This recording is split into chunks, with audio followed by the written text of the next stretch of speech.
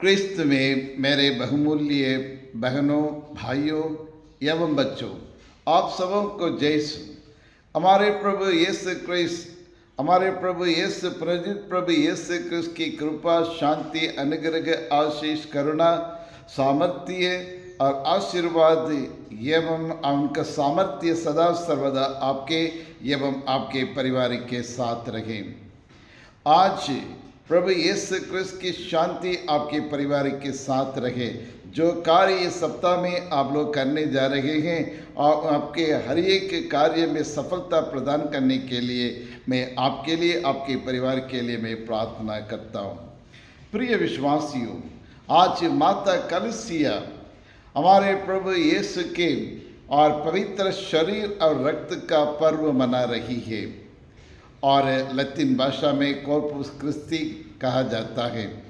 The feast of the solemnity of the holy body and the blood of Jesus Christ.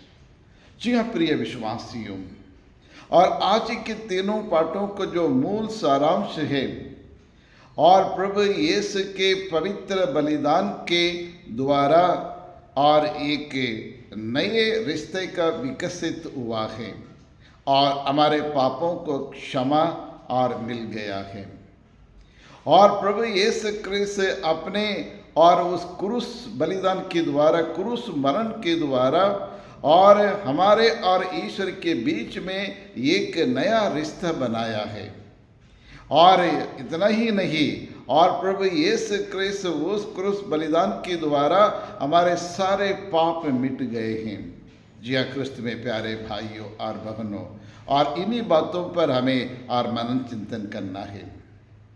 प्रिय विश्वासियों, पूरे नए विधान में यदि हम देखें या अच्छी तरह से ध्यान से पढ़े तो हमें एक पता चलता कि प्रभु यीशु ने अनेक प्रकार, विभिन्न प्रकार के चमत्कार किए हैं और उनमें से दो और जो चमत्कार हैं, जो दो मिरेकल्स हैं और आउटस्टैंडिंग एंड यूनिक हैं, उन सभी चमत्कारों में से दो चमत्कार एक प्रमुख है, एक यूनिक, एक विशेष और है। वो एक है और काना के विवाह में प्रभु यीशु ने साधारण एक पानी को और दाखरस में बदल दिया था। और दूसरा योहन्ना सुसमाचार अध्याय 6 में हम देखते हैं, और जहाँ निर्जन प्रदेश में, निर्जन जगह पे वहाँ कुछ भी नहीं था, लेकिन वहाँ और 3 दिन के और इस कन्वेंशन के बाद लोग भूख लगे, प्रभु को तरस आया लोगों को देखकर, और इसलिए उन्हें 5 रोटी से और 5000 लोगों को और उन्हें भोजन दिया है, खाना खिलाया है। ये चमत्कार है और इसमें एक गहरा अर्थ है प्रिय विश्वासियों। कि दोनों चमत्कार प्रभु यीशु के अंतिम व्याल में करने वाले और यह स्थापना करने वाले परम प्रसाद की और स्थापना के बारे में इशारा करता है। और जो काना के विवाह में जब ये पानी को दाखरस में बदला, वो इशारा करता है कि और ये पुण्य बृहस्पतिवार को और अंतिम व्याल में और प्रभु यीशु अपने और उस दाखरस को अपने लहू में और बदलने वाला है। जो प्रभु यीशु ने 5 रोटी से 5000 लोगों को जो भोजन खिलाया, रोटी खिलाया, वो ये इशारा करता है अंतिम व्याल में और प्रभु यीशु क्रिस्त और उस रोटी को अपने शरीर में बदलने वाला है। इसलिए ये दो चमत्कार बहुत इम्पॉर्टेंट है, बहुत यूनिक है। जय क्रिस्त में प्यारे भाइयों और बहनों, लेकिन ये त्योहार यानी प्रभु यीशु ने अपने पावन और शरीर रक्त को हमें दिया है, जो यूकरिस्ट की स्थापना किए हैं, जो हमारे क्रिस्तीय विश्वास के लिए एक मूल आधार है और क्रिस्तीय जीवन के लिए एक अहम और एक भूमिका निभाता है।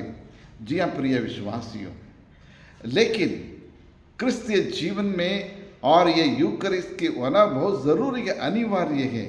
यूकरिस्त के बिना कलीसिया नहीं और कलीसिया के बिना यूकरिस्त नहीं है, और एक दूसरे से जुड़े हुए हैं।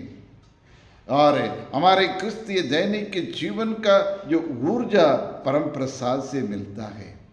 वह हमें एक दूसरे से जोड़ता है और वह हमारे बीच में एकता बना के रखता है।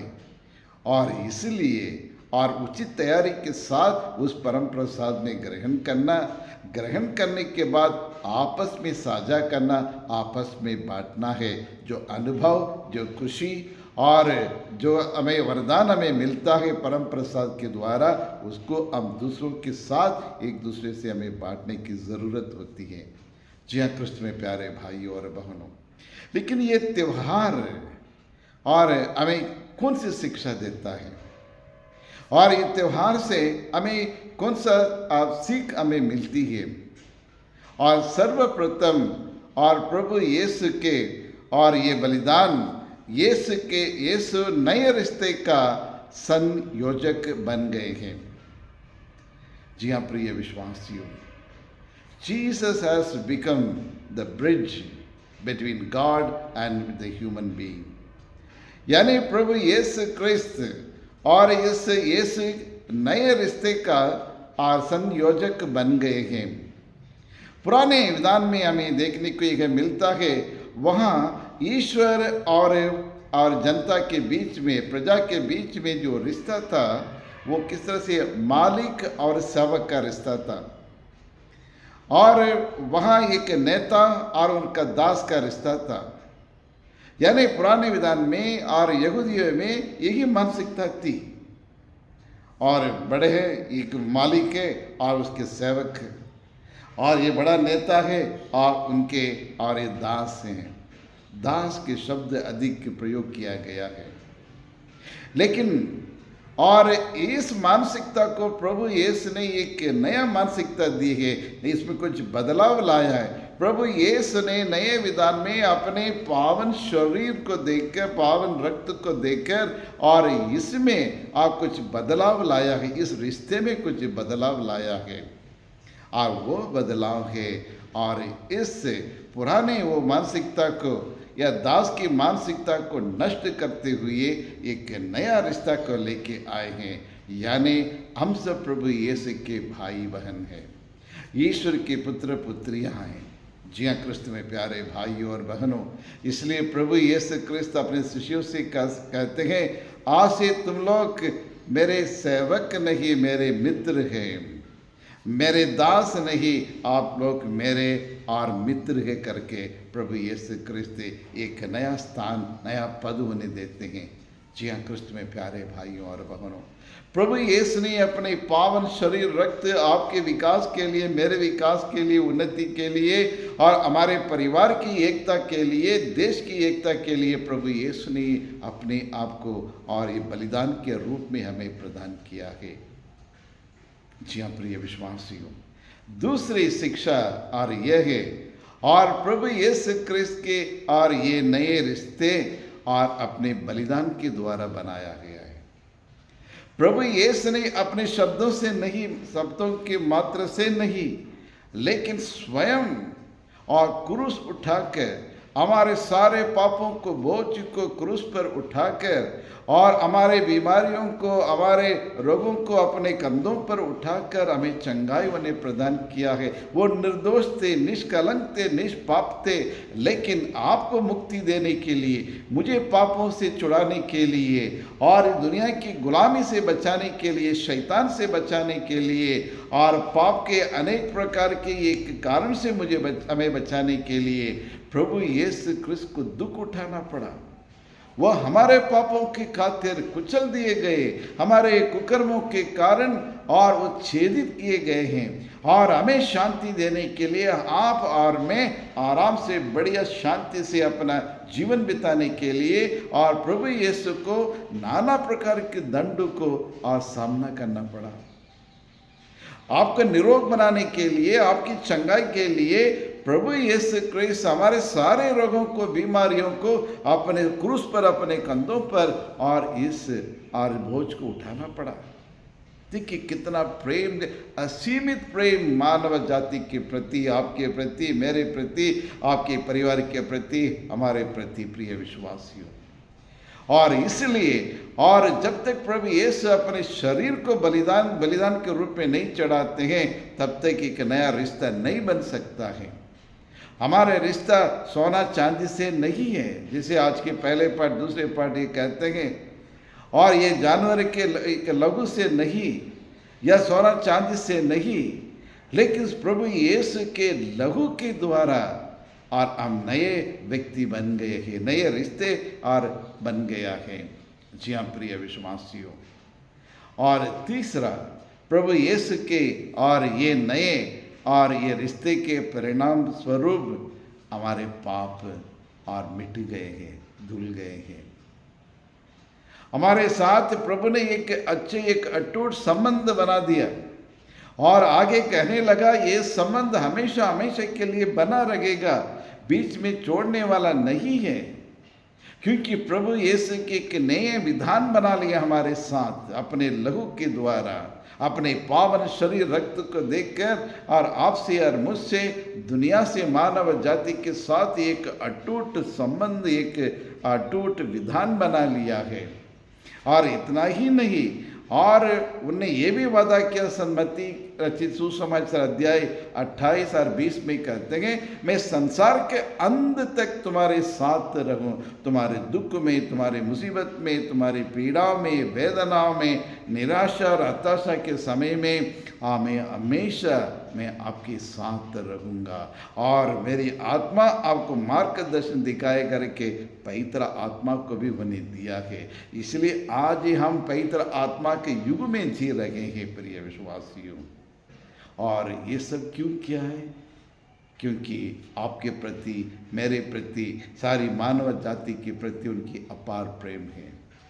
जहाँ कृष्ण में प्यारे भाइयों और बहनों, और इसीलिए हमें करना क्या है, हम भी जिस प्रकार प्रभु यीशु के बलिदान के द्वारा एक नया रिश्ता बन गया है, आज परिवार में, समाज में, पल्ली में और जहाँ भी हम कार्यरत हैं, वहाँ हम भी प्रभु यीशु के समान और संयोजक बनना ज़रूरी है। लोगों को जोड़ना है, लोगों को जाति के नाम से, धर्म के नाम से, भाषा के नाम से, संस्कृति के नाम से अलग नहीं करना है, या बड़े ऊंचे पद वाले और ये नीचे पद वाले और इसके भेदभाव नहीं देखना है। सब समान है, एक समान है, कोई इसमें भेदभाव पक्षपात नहीं करना है। इसलिए लोगों को जोड़ना है। वो अधिक पढ़ाई किया है इसे आज बड़ा पद देना, ये कम पढ़ाई किया इसके छोटा पद देना, इस तरह के भेदभाव नहीं करने का प्रिय विश्वासियों, सबको जोड़ना है। हमारे देश में तो जाति के नाम से, धर्म के नाम से कितने भेदभाव हैं, और इन सब को दूर करेंगे तभी हम उस मिसा बलिदान में, यूकरिस्त बलिदान में, और हम उसमें सही रूप से हम भाग ले सकें और प्रभु यीशु के पावन शरीर को ग्रहण कर सकें। एक बार प्रभु यीशु के पावन शरीर रक्त को ग्रहण करने के बाद हम चुपचाप बैठ नहीं सकते, हमें कुछ करना है। दूसरों की उन्नति के लिए, विकास के लिए, भलाई के लिए हमें बहुत कुछ कार्य, अच्छे कार्य करना है। और दूसरा, जो अनुभव हमें प्राप्त हुआ है, जो वरदान कृपा यीशु से हमने प्राप्त किए हैं, उसको हम दूसरों के साथ साझा करना है।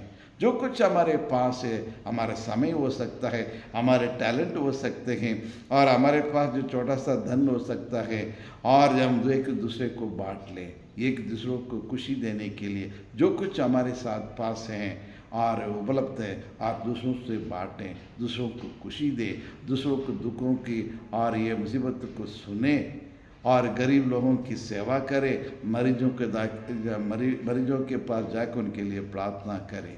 इस प्रकार छोटे छोटे कार्य हमें करना है। इसी के द्वारा अपने प्रेम को एक दूसरे को साझा करना है, एक दूसरे को बांटना है, परिवार में भी बांटना है, पति पत्नी, माँ बाप, बच्चे के समय देना है, एक दूसरे को दुख तकलीफ़ों को सुनना है, और ये भी और एक साझा करने का हमका एक तरीका है।